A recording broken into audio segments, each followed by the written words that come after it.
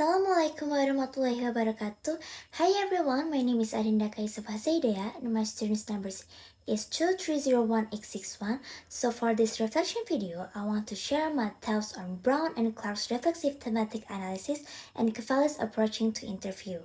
So after reading both texts and working through the assignments last week, I realized how these frameworks really changed the way we think about doing qualitative research. Okay, so for the first question, so the most valuable thing about Brown and Clark's approach for me is definitely the flexibility. It's not locked into one specific theory, which is great because I'm still exploring what interests me. But honestly, what's really changed my mind was when they say themes don't just emerge, like we actually create them through our interpretations. That was kind of a reality check. It means I need to be really aware of my own biases and be transparent about the choices I make during analysis. Their six phase framework is also super helpful.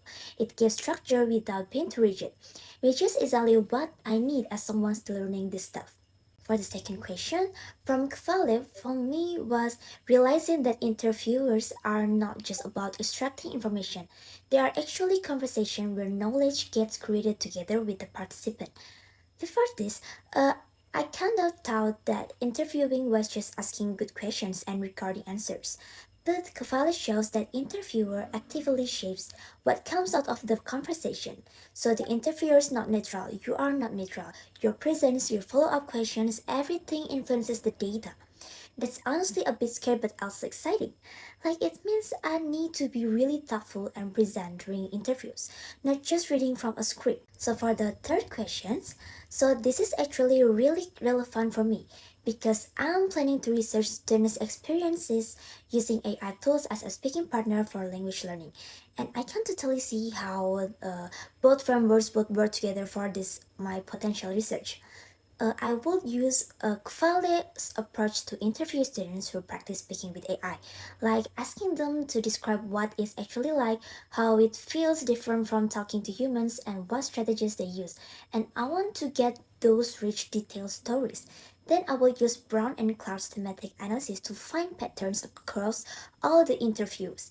Maybe I would find themes about comfort levels, anxiety, learning preferences, or how students perceive AI feedback versus human feedback.